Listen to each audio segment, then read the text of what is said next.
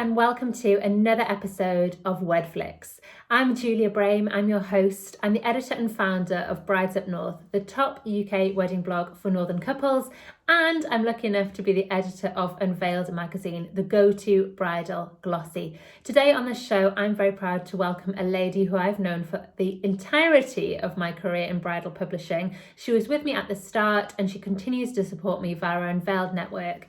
It is the gorgeous Charlene of Love Gets Sweeter Wedding Films. She's a lady at the top of her game, shooting honest, funny, romantic wedding films in the Northwest and beyond. And I can't wait to introduce you to her today. Welcome to Wedflics. It's lovely to have you on the show today. Hi, thanks for having me. No problem at all. So for everyone watching or listening, this is Charlene. She is the owner and founder of Love Gets Sweeter Wedding Films, and she's an incredible videographer based over in the northwest of the UK. So let's get straight to it, Charlene, because we've known each other for about 10 years now. Charlene videoed one of my very first events and edited my ramblings to make them look nice and professional. I wish she was going to edit this, actually. It would be handy to have her poised to do it. In fact, maybe I should send it to you. Send it to me if I'm quiet. Yeah. So for everybody at home, do you want to introduce yourself and your business? Sure. I'm Charlene, as you know, and Love Gets Sweeter started after I edited my own wedding video back in 2009. And my wedding video hating husband, who had to have his arm twisted to film our wedding day, loved the video so much that he ended up buying me a website named after our first dance, which was Love Gets Sweeter. And he was just like the biggest advocate of wedding videos after that. The fact that he hated the idea of being filmed and just loved being able to relive it, he kind of encouraged me very proactively to film other people's days. So that's kind of really how it all started. I didn't even think that was a thing to video weddings, if I'm honest. I started from a film and TV background, so I came from editing and working on a lot of comedy films like Mr. Bean's Holiday, and there's a local one with Neil Fitzmaurice called Charlie Knows. So I did a lot of post-production on films and TV, which probably, if you watch some of the wedding films that I do now, I think you can kind of see that I've come from that comedy background. The videos that I kind of look for a lot more of the fun and the silly and kind of like moments like that. And I think that's a real wedding, really. It's not all like orchestra fields. No, that's the good bit of a real wedding. You know, if you have the stylish part, but the fun comes, or like the memories come in the good times, really, don't they? So your background then was in editing film before. Was that your full-time job? I was like literally straight out of college into film and TV, which is apparently a rarity. So it's one of those weird ones where I was at college and everyone wants to be a director and I didn't want to be a director. So the lecturer was trying to find me something to do. So I just ended up editing everyone else's films and things for like Granada and the BBC and things. So when I tried to get into that, everyone has to start as a runner. So you just driving around, dropping off all the sheets for everyone and buying people's lunch and all the crap stuff. But it turns out I have a really good taste in biscuits. So the editor that was on a Channel 4 program that I was working at remembered my love of biscuits and that I used to kiss his ass quite a lot, and he called me over to kind of work in London with him and did Rapid Riots, and then we did Mr. Bean's Holiday because I love Rowan. Yeah, so do I actually. He went to school with my dad, actually, interestingly. Oh, amazing. He's so nice, so humble, such a lovely guy, complete like contrast to everyone else that works in the film industry in London. It's quite interesting. So like how long ago was this? Like what year were you out of college and getting into doing all this stuff? Like 2000? Wow. I don't even know. Let me work it back. 2004, 2002. I don't know. When did we get engaged? We got engaged together. So yeah, about 2001. Yeah, the reason I say that is because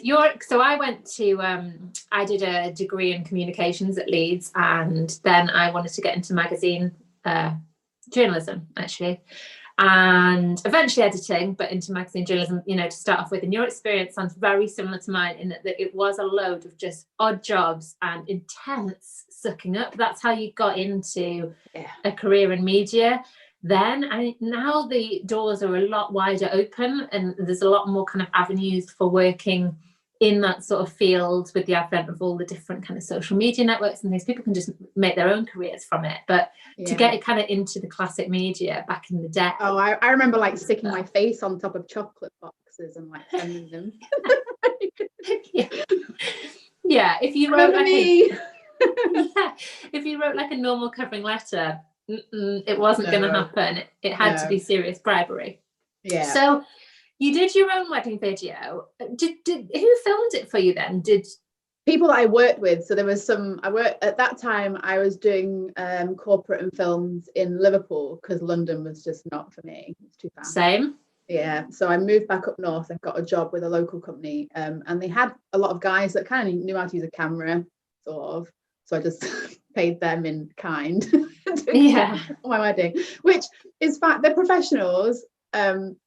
In hindsight, probably should have given them a little bit more training in what to capture at a wedding, because they missed quite a lot. But then I think that's been really beneficial to my couples, because everything I learned what not to do on my wedding, we've kind of put into filming everyone else's day. So I think they did the best. They did so well in what I literally just says, here's some cameras and some tapes, just film whatever. So you edited your own wedding. Your husband was so impressed. He bought you a domain for Christmas. He pushed you into it. Well done. What's your husband called? Lee. Lee, I knew that. Well done, Lee, for launching the Love Gets Sweet and wedding films mammoth that it's become. So that was 11 years ago. And now it's your full-time thing. Right, we've just come through a year of lockdown. It's 2020 when we're filming this back end of the year. But normally, how many weddings would you normally be covering in a year? I only take on 20. I limit. Oh, that's nice. Weddings. So it's not only for my own sanity, mental health, and being able to manage it, but for my couples. I'm really conscious that it's more than a video for me. It's a whole service and experience that they're getting when they book me. So I'm very on hand with emails and conversations and chats with them, that they are my couple and I am there for my brain to get picked all year if they need it. So it becomes a little bit, they just feel like they're getting a personal service, I think, when I limit. I think it just ended up being a bit like I was just rushing everyone out the door to get them a video if I definitely. And then it's also like you edit, you have the time to edit in more of an artful way, so that every video, so I edit these Wedflics and they are pretty much standard because it's just a chat between two people. But on your wedding day, every wedding day is so different. And there's two of us, so I have to not only have there's my footage I remember, but then there'll be my assistant's footage. And obviously he was there on the same day as me, but he has a different eye, so he's like capturing different things. So I have to still look through all of his stuff and kind of pick out his bits that I could see that really worked and stuff. So I quite like that. It's like, I remember when I watched my wedding day back on tapes 10 years ago, crying in an edit suite as I was watching it all back. And it does take time, but it's really nice. Like, even it's not even my wedding day, but it's just so nice seeing the things I'm going, oh my God, they're going to love that. Oh, I didn't realize he caught that. Oh, I can remember that. And so I think if I'm getting really excited picking those bits out, when it comes together, I can only imagine like how excited them. Well, I know a bit what you mean from editing these, because I laugh along and kind of enjoy the show as I edit it, which is really strange because I was here cracking the jokes. You know what I mean? So it's really odd. Very, very, very bizarre. So why should every couple then, Charlene, have a wedding video in your opinion? Oh, that's a tough one. I think it's so difficult.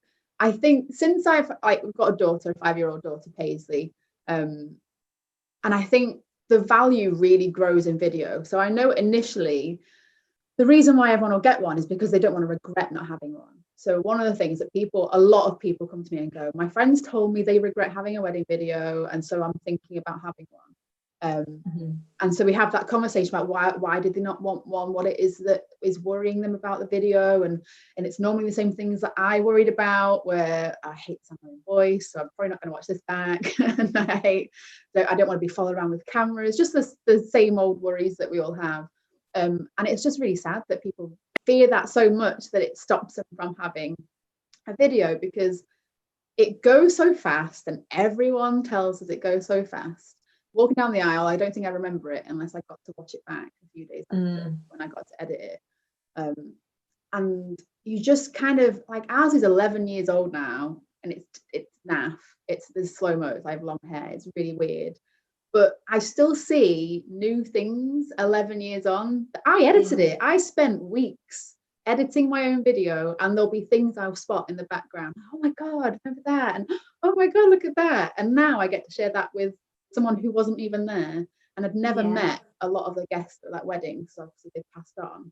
Being able to sit there and live, like, feel her enjoyment of being able to watch that back. And she gets so excited trying to spot people that she knows and laughing because someone's hair looks terrible, or like yeah, because this is something I always say, like, even if you've gone for like a really timeless classic wedding, they do date. It's just a fact that 10 years on, your wedding has dated. But I think that's cool. That's one of my favorite things. Yeah, so do I. Yeah, it's and it's just fascinating seeing it through someone else's eyes now as well, like her picking up on things that were a little bit naff, and she's asking, like, I mean, it's just really fascinating. Like, the one thing, she was laughing at our first dance. So we had dance lessons to Love Gets Sweeter, and it was meant to be a quick step, but my husband's over enthusiastic dance skills made it more of a hop. So he's kind of like bouncing around the floor, and she finds it hilarious. Like, look at Daddy trying to dance, look at this. And we've got pictures, but I just don't think you get that feel back than you do when we didn't have a wedding video. Oh no. And my reasoning was basically that I didn't value it as much as the other things that I was paying for at the time. But I do regret not having one. I do regret, some people aren't here anymore. I've kind of made peace with it, I'll be honest. But we can't go back, so yeah, I've made peace with it, and I don't, cry about it every day. But I do think that if you're considering whether or not to do it, I would say 100% do it. And that is the advice I've given to my friends and also our readers on the blog and our followers. And that isn't just the professional line. That is the advice I give my friends is, get a wedding video. I've also been in a situation where, and I hope that he's not watching it, where my friend's dad loves to video weddings, and he's very funny and good at it. But he's not a professional videographer, and he isn't by any means an editor. But we had this funny thing where he videoed some of the girls' weddings. We've got a tight-knit group of friends. He videoed some of the girls' weddings, and we'd go and we'd have like the wedding video night at their house, and we'd watch the professional video, but we'd also, because they got married after me, so I'd say we should really get a video, and Uncle Ray would then present his film of the evening. And because we love him and know him really well, we were very kind and sat through it. But there was one point where I did say, Uncle Ray, are we actually watching the full wedding in real time? Because we've been watching it for about 2 hours and we hadn't got to the church yet. We were all very drunk. We'd had a lot of wine, so it was quite fun and funny. But that is, you do not want. But unfortunately, there's people that have said after their wedding that the reason why they didn't have one is because they thought it'd be an Uncle Ray version of a wedding video. And I think that's the luxury that we have now. There's so many different like styles and approaches and all that. And if you want an Uncle Ray video, go for it. Because if you think you're gonna sit and watch 4 hours at one point ever, like let him do it, but also have the backup of a professional as well. Funnily enough, on Uncle Ray's own daughter's wedding, on our friend Vicky, who got married a couple of years later, they had a professional videographer. I think it was my comment, are we watching this day in real time, Uncle Ray? Because I'm a bit drunk by this point. 4 bottles of wine down. Yeah, literally. We were just like, and we were in it because we were the bridesmaids, so we were enjoying it. But it was, no, it's not the way to do it.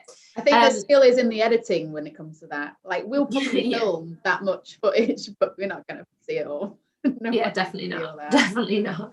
Because at the end of the day, you've got to be able to, I think that you make an investment in something that is going to be your future.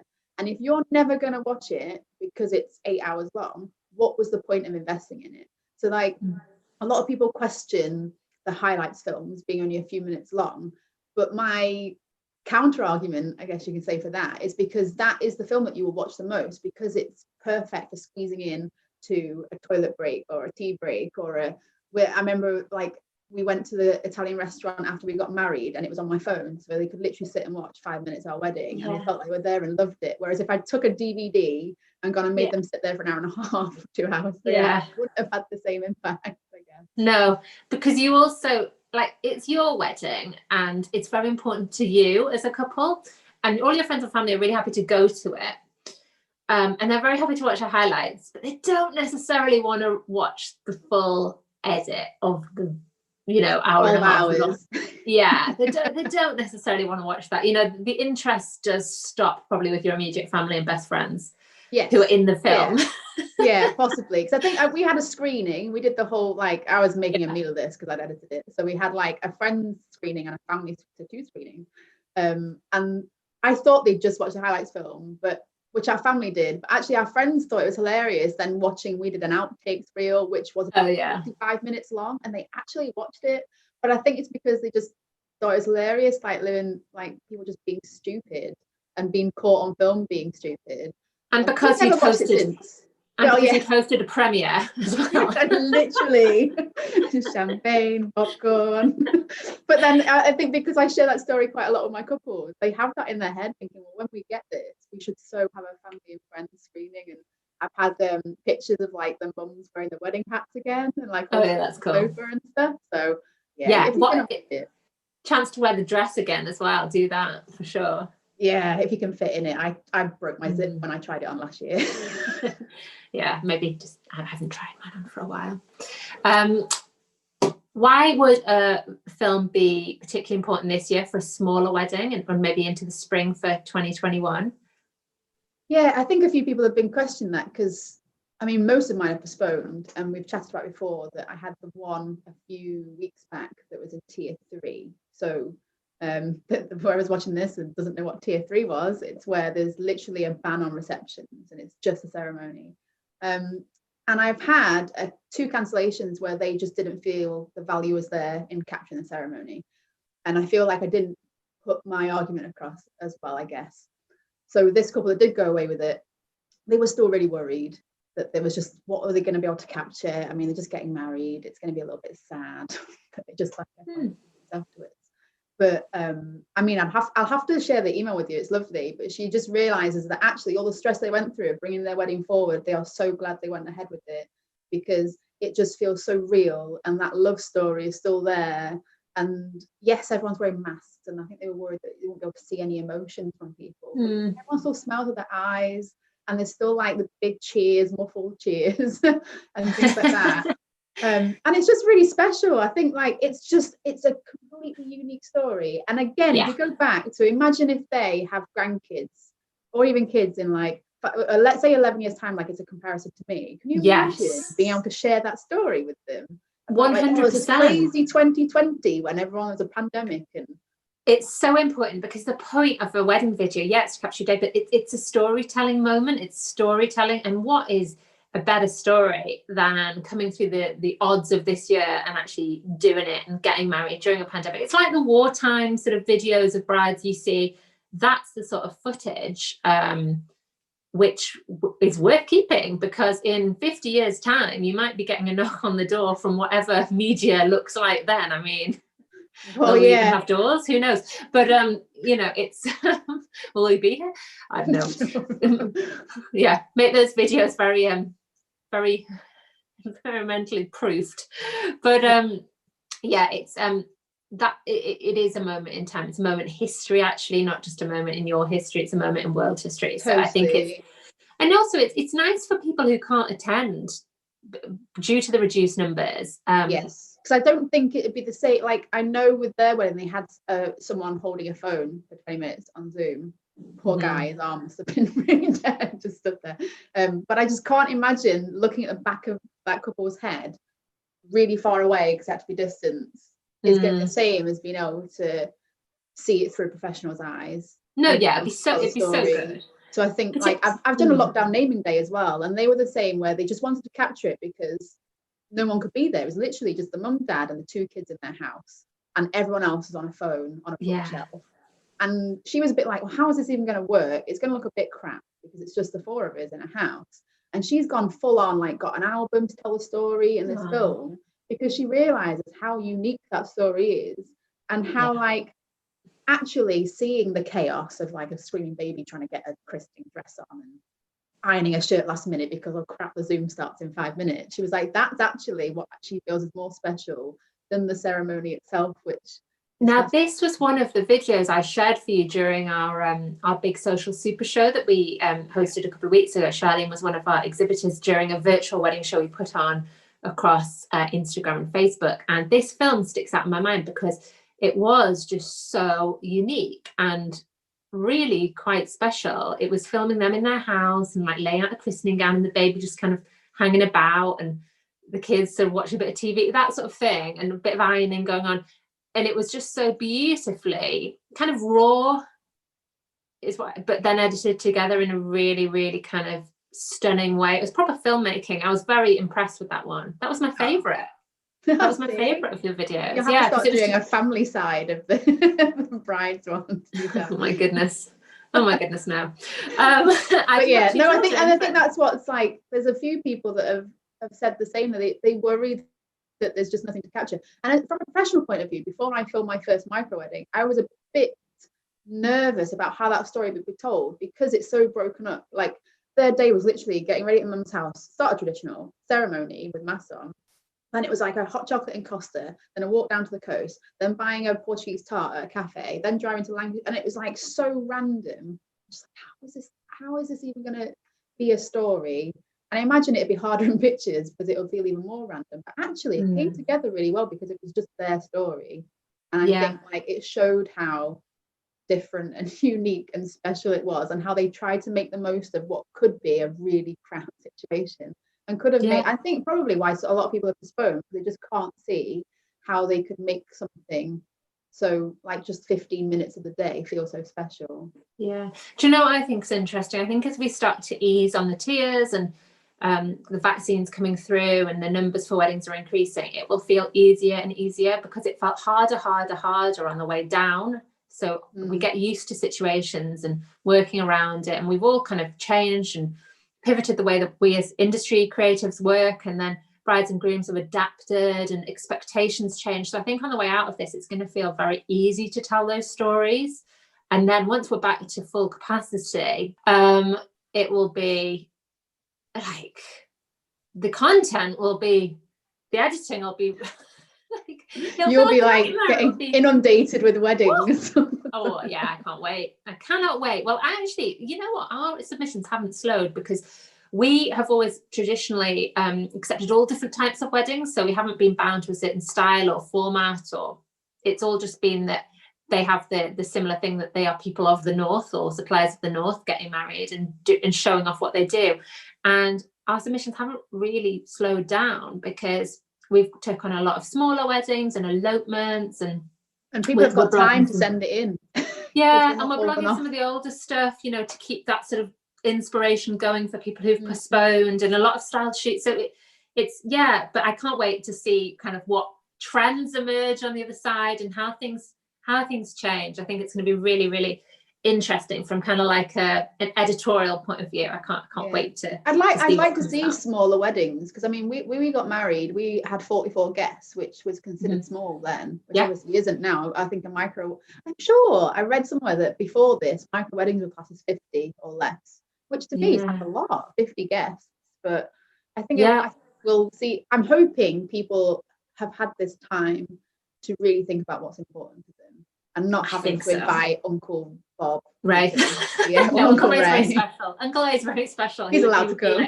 He's almost top table. So yeah, but just because we were talking about him before. But yeah, so I think I hope that I think I was a bit worried at the beginning that people were going to be like panicking, thinking they were losing out because they were having to reduce. I don't think having to reduce means you're having a reduction of any wedding celebration. I agree.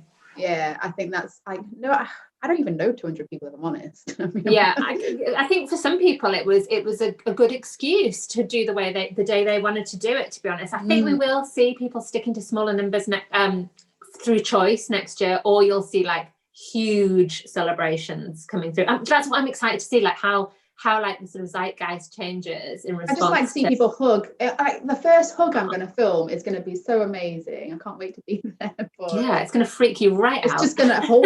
They're just going to hold each other. Oh. I'm going to not know what to do. Like, I'm a hugger. I think when I go to a wedding day, I always go to hug someone, and it's been really weird to not.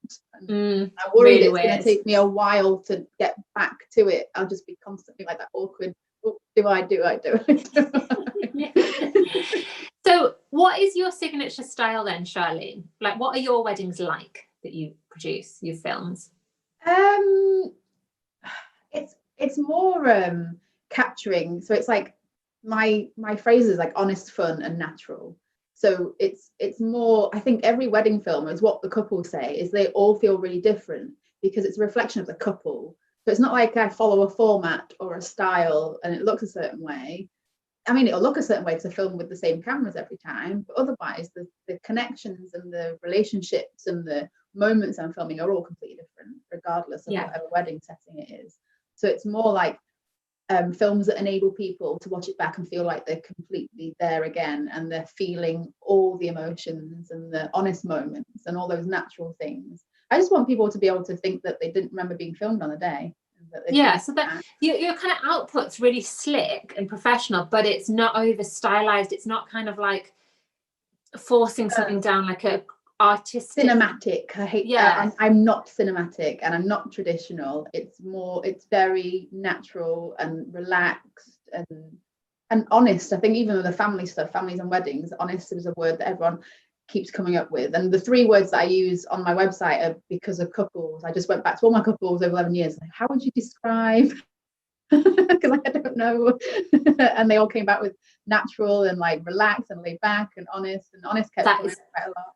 That is we all know that's a great way to build your brand, to ask people what their perception of your output is. We have a thing that when we blog on the websites, on our platforms, we use a tag to describe the style of the day. And I love to look back kind of each 6 months and see behind the scenes, there's like a little panel, and the ones that I use most go big compared to the ones that use less. And I really like to look back and see which words are jumping out at me for that year of weddings. And for this year, unbelievably, it's been rustic has been a big one. Rustic is one, and then elegant is the other. And then so 2 completely conflicting styles are both there, really big. So it's almost like people are going one way or the other. And I'm sure that micro will start to creep up as we move. I don't like that term micro. I don't know why. It makes it just sound like it's really like, and I'm like intimate or like just smaller. I don't like intimate because it just sounds a bit ick. And then I don't like COVID because your wedding isn't a COVID wedding. So, and small just seemed worse. So micro seemed better for it. I've thought this through a lot on what to title. And for me, I know what you mean. You kind of think of like micro machines and sort of technology and stuff, but for me it was the word that fitted best without being a little bit, I don't know. It's hard, isn't it? But I think it's just seeing what other people are searching for, I guess, isn't it? And working out. Small is probably whether there's no guests or 300 guests, it's a wedding. Exactly, my point exactly. So on the wedding day then, and in advance of the wedding day, what can couples who book you expect from Love Gets Sweeter Wedding Films and your service? And what's the process? It's all me. I think that's what I really strive to make sure I get across, that there's no outsourcing. I mean, my 5-year-old does like to watch the film before I send it off. She's like the quality control expert. She likes watching that. But apart from that, it's all me. And it is just, I just want it to be experienced, especially this year has really shown us that I just try to stay really positive and kind of keep that excitement going. I'm like I was going to say the annoying friend. I'm not annoying. The friend who is like kind of following along the planning journey and there to like help out if I need to. Chief bridesmaid. Yeah, but like not. Yeah, I mean, I have been up wedding dresses before now, trying to fix things. But it's from like the first email. I hope that people kind of get across that it's all about being friendly and personal, and kind of being there if needed. Because I think wedding planning is really hard if you do. Like, I remember, if I look back, I wish I'd learned some better ways of wedding planning instead of like following magazine budgets and things like that. Mm. It's a real overwhelming experience when you get started. So if there's any way It is. I can ease that. Interestingly, we have never, and this is intentional, never, ever, ever done like a budget checklist for our blogs or our magazine, because we don't think it's our place to be telling people what to spend. We put in front of them all the options, but we don't like to sort of, and I hate a cookie cutter format. So it is worth knowing, like, you know, you should be really thinking about your venue X number of months out. I don't mind that sort of thing, but I think we can give people a steer, but I think you need to kind of like choose what you love rather than what you think you should have and what you think and I think you that's should where spend. we went wrong. We went over our spreadsheet not long ago, actually, and it ended up linking to a blog, but where I think we put like the average budget that was in like Bride magazine or something. Yeah, 18 grand at the time. Well, it was something like 600, 700 quid for photo and video. And so we were like, oh, let's put about £1,000, thinking we wanted to spend a bit more. And it was nowhere near what we wanted to spend for who we liked. So then we could have, there's two ways you go there. Do you spend more because you want what you want? Or do you stick yourself in this budget because you've created your budget? And then you're like, oh, I can't get what I want. Definitely A. That's what we went for. And lose something else that you care less about it, for sure. I made my own cake and it was like, yeah, but it doesn't matter. Yeah. Save myself 500 quid. hey, no, but you know, cake supplies are available. Well, exactly. That's the thing. It's what you value, unfortunately. It's like, yeah, it depends what's important to you. We'll get a cake supplier on in a couple of weeks, and she'll be like, "Yeah, just lose the wedding video." I'll be like, it'll be retribution. He or she, I should say. So if couples are going to choose, say, like your most popular structure for kind of organizing it, I mean, do you kind of meet with them before the wedding? How does it work in terms of the process from booking? It's been a little bit tricky this year, obviously. Don't do it as a normal. Yeah, so normally I encourage people to meet me beforehand anyway, before booking. So they get invited around, we sit on sofa, show them some films, that I bribe them with brownies, homemade brownies, and then we just chat through. And it's more understanding what they want and if they've got any worries or there's anything that they're thinking of that they really want. And as much as I have collections that people can choose from, like in stages, the whole day is filmed regardless, because I learned from my own day that you usually don't have a clue what you actually want to relive until you've lived your wedding. So it's all right saying like, oh, here's my one package and it's got all this in it, but then I'm like, oh, what if the best man speech was crap and you feel like you paid for a speech that you don't want to watch again? Things like that. So it's all a completely personal, tailored approach for every couple. So they come around, we start that conversation, and when they book, that conversation carries on. So normally they secure the date with a deposit, and they don't even have to pick what collection they want until like they pay 6 weeks. And even then, if they're still unsure, I encourage them to have the starting one, which has the whole day and the highlights film, and they can build on from that after the day. And sometimes that extra flexibility has really helped couples that have either booked me because they just didn't want to regret having a video, but they're really not sure what they want, or it's budget again because they've done that thing that we did. Did and we can't fit any more in, and it stretches it out, or they just want to take my advice and just see what I've captured before they decide what they want to relive. And I think having that flexible, buildable approach has really helped a lot of couples, because they've just kind of added on as they've gone. And it might have taken a year after the wedding to kind of keep adding bits on, which has helped the budget as well. But I think it just makes them, they can see one thing, go, oh, I really like that, I'd like to see more of that, I'd like to see more of that. And then they've got something that they'll actually want to watch back. That's lovely. And I don't even think anyone's really had the same thing. Everyone always kind of tweaks it a little bit and does something a little different, which I quite like. Everyone always wants a highlights film, but then it's like, maybe they don't want the longer film, they just want the ceremony, or maybe want the outtakes. The outtakes have been very popular the last couple of years. Yeah, I bet they have. So, and you mentioned that there's two of you on the day, so I'm guessing you split and one goes to one set of prep and the other goes to the other set of prep, and then comes together when the couple meet wherever they're getting married or however they're getting married. So I'm like the people person, and Paul, who's like been working with me for a few years now, he's like the details person. So he does the groom like one side and I do the other side, and then he does the front of the ceremony and I do the back. I love the walk down the aisle. I love seeing one person turn and seeing the other. It's like my favorite bit. Like, it stresses me out trying to. I was going to ask you what your favorite bit of the day to film is. Is that it's like that. It really stresses me out because it happens like, what is that walk, 7 seconds or something. So to be able to get into that position, to be able to get the turn and see, because when I was a bride and walking down the aisle, and I remember getting he turned and I could see he was crying, and it set me off.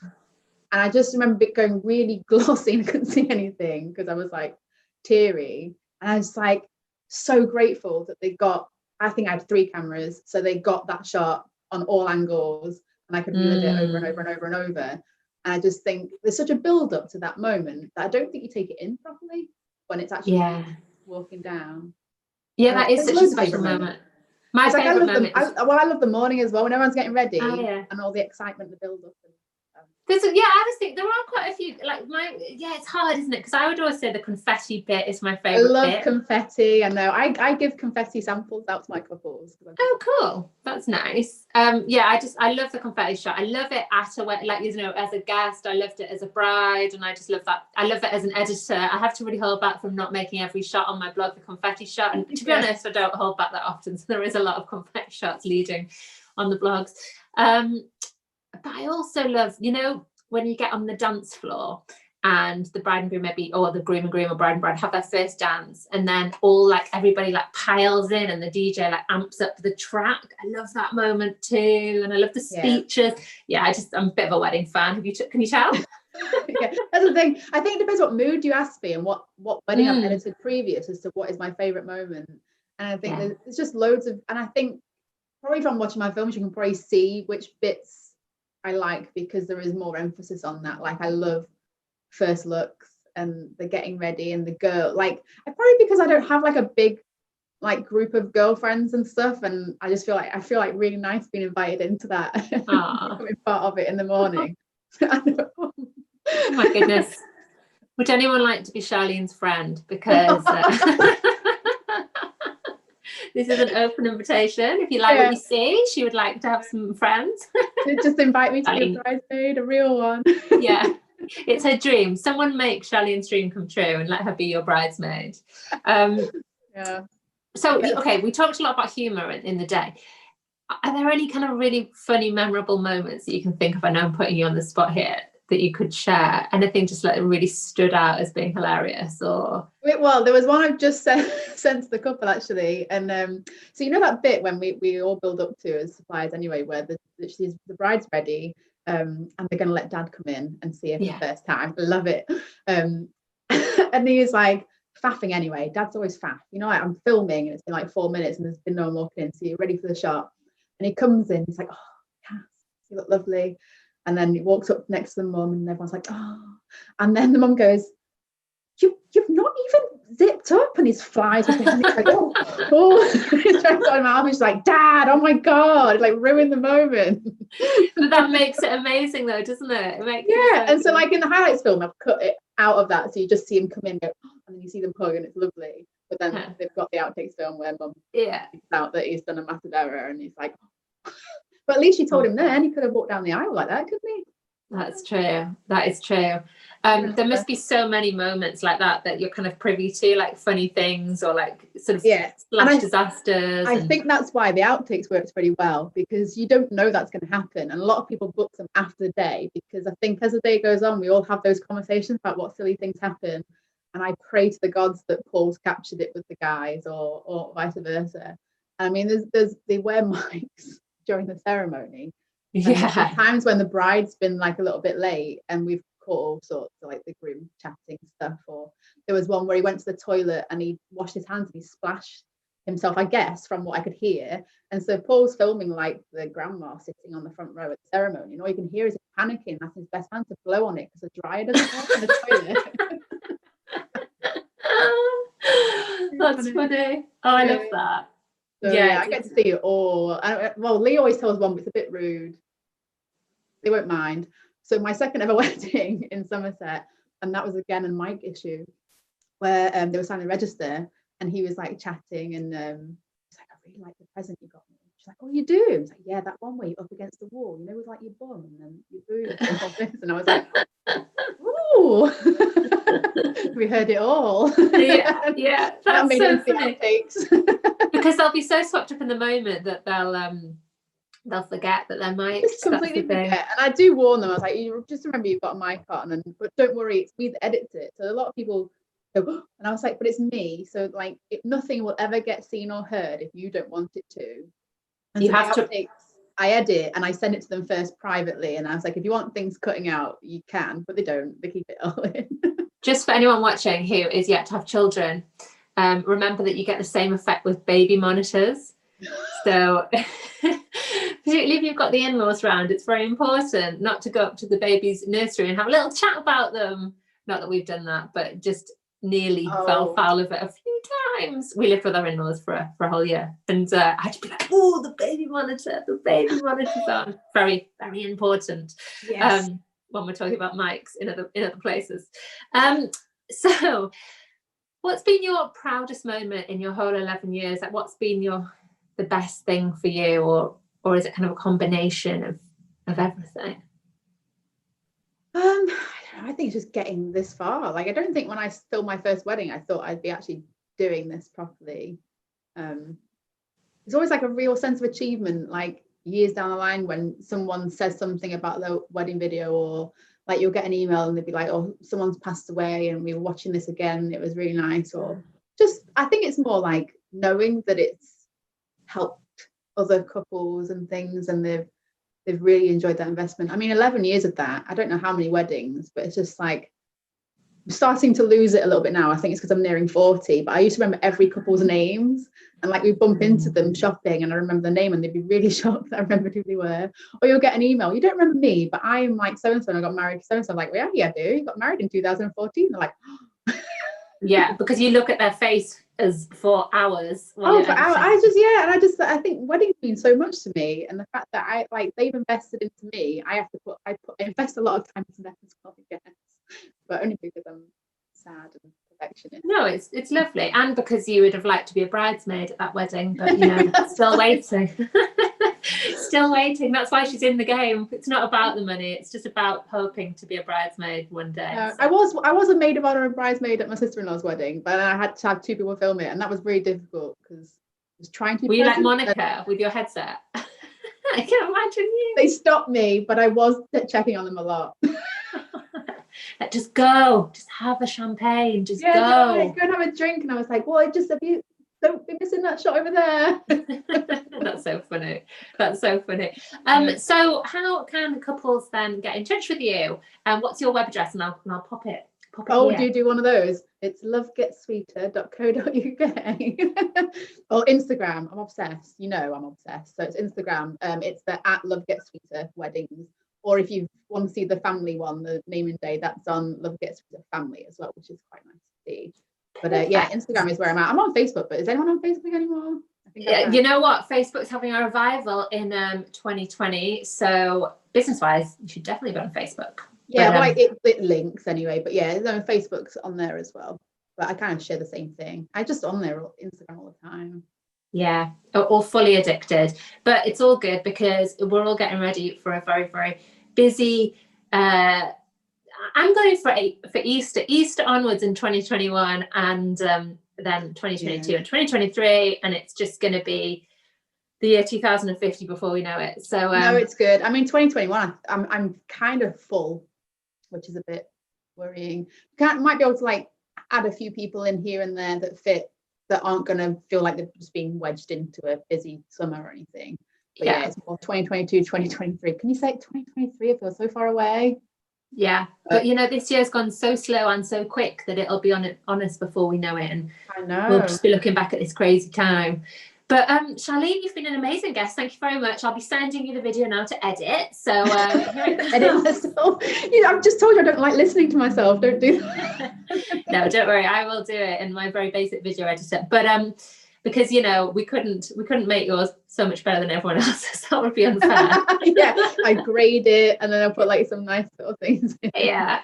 But you know, it's been amazing having you. Thank you so much. And everybody, please do check out Charlene's amazing work. And she obviously, as you can see, is such a lovely girl. So there's no what do they call it? No pressure to buy. No, you know what I mean, just have a chat. No, don't have to. No pressure.